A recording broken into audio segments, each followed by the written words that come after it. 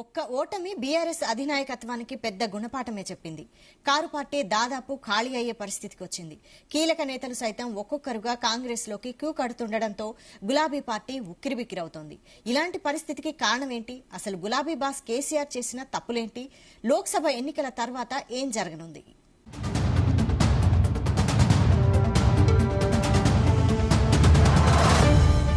Telangana assembly ఎన్నికల్లో ఓటమి తర్వాత గులాబీ పార్టీ రేకులు ఒక్కొక్కటిగా ఓడిపోతున్నాయి. కొన్ని నెలల ముందు దాకా కూడా అత్యంత పటిష్టంగా కనిపించిన కారు పార్టీ టైర్లో ఇప్పుడు గాలిపోయింది. చాలా ఏళ్లుగా కేసీఆర్, కేటీఆర్ వెన్నంటి నడిచిన కీలక నేతలు కారు పార్టీకి గుడ్ బై చెప్పేస్తున్నారు. కేటీఆర్ కు అత్యంత సన్నిహితులుగా ముద్రపడిన బొంతు రామ్మోహన్ తో పాటు దానం నాగేందర్, జితేందర్ రెడ్డి, పట్నం మహేందర్, కడియం శ్రీహరి, ఇంద్రకరణ్ రెడ్డి, కేకే ఇలా ఒక్కొక్కరిగా కారు దిగి వెళ్లిపోతున్నారు.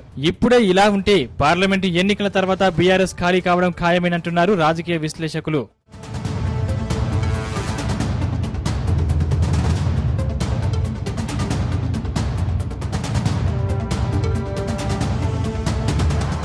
నేతలను కాపాడుకోవడంలో కేసీఆర్ విఫలమయ్యారా?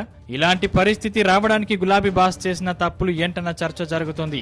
మూల్గే నక్కపై తాటిపండు పడ్డట్లు ఇటీవల జరుగుతున్న పరిణామాలు బీఆర్ఎస్ ను ఉక్కిరిబిక్కిరి చేస్తున్నాయి. ఎన్నికలకు ముందు కాళేశ్వరం ప్రాజెక్టు పిల్లర్లు కుంగడం మొదలుకొని ఢిల్లీ లిక్కర్ స్కామ్ లో కవిత అరెస్ట్, ఫోన్ ట్యాపింగ్ రచ్చతో బీఆర్ఎస్ ఇబ్బందికర పరిణామాలను ఎదుర్కొంటోంది. దీనికి తోడు దీపం ఉండగానే ఇల్లు చక్కబెట్టుకోవాలన్న నేతల వైఖరి కూడా బీఆర్ఎస్ కు ఇబ్బందికరంగా మారింది. 5 ఏళ్లు కాంగ్రెస్ అధికారంలో ఉంటుంది కాబట్టి అందులోకి వెళితే డోకా ఉండదన్న ఆలోచనతో కొందరు జంపింగ్స్ చేస్తున్నారు.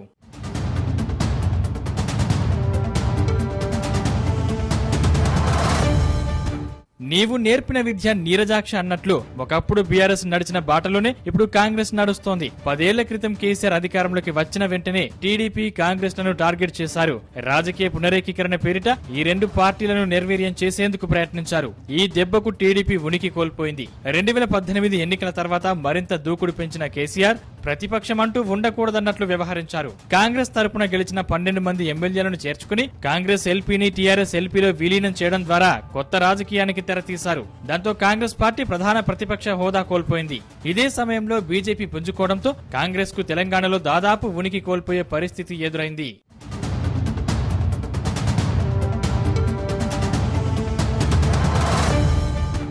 రాష్ట్రంలో కాంగ్రెస్ మళ్లీ అధికారంలోకి రావడానికి దాదాపు 10 ఏళ్లు పట్టింది. కేసీఆర్ పాలనపై ప్రజా వ్యతిరేకతకు తోడు 6 హామీలు, తెలంగాణ ఇచ్చిన పార్టీగా సానుభూతి ఇవన్నీ కలిసి వచ్చాయి. ఇప్పుడు బీఆర్ఎస్ ఎల్పీని ఖాళీ చేసే పనిలో కాంగ్రెస్ పడిందా అన్న అనుమానాలు వ్యక్తమవుతున్నాయి. కాంగ్రెస్ మెల్లగా గేట్లు ఎత్తడం మొదలు పెట్టడంతో బీఆర్ఎస్ నుంచి వలసలు మొదలయ్యాయి. సిట్టింగ్ ఎంపీలు, ఎమ్మెల్యేలు, సీనియర్ నేతలు కాంగ్రెస్ లో చేరుతున్నారు. మరోవైపు బీజేపీ సైతం బీఆర్ఎస్ నుంచి నేతలను లాగేసుకునే ప్రయత్నాలు సాగిస్తోంది.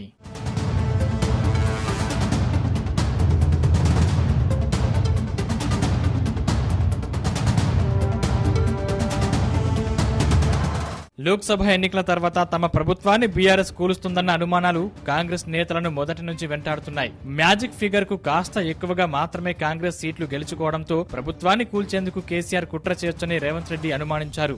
దీనికి తోడు బీఆర్ఎస్ నేతలు పదే ప్రభుత్వం కూలుతుందంటూ చేసిన హెచ్చరికల్ని కూడా సీఎం రేవంత్ సవాలుగా తీసుకున్నారు. ఈ నేపథ్యంలో లోక్సభ ఎన్నికల తర్వాత తమ ప్రభుత్వానికి ఇబ్బంది తలెత్తకుండా చూసుకోవడం కోసం ముందు జాగ్రత్తగానే కాంగ్రెస్ పార్టీ ఆపరేషన్ ఆకర్ష్ కు తెరతీసిందనే అభిప్రాయాలు వ్యక్తమవుతున్నాయి. మొత్తం గతంలో కాంగ్రెస్ పార్టీ తెలంగాణలో ఎలాంటి పరిస్థితిని ఎదుర్కొందో బీఆర్ఎస్ కూడా అదే పరిస్థితిని ఎదుర్కొంటుంది. అప్పుడు కేసీఆర్ అనుసరించిన వ్యూహాలనే ఇప్పుడు రేవంత్ రెడ్డి అమలు చేస్తున్నారు.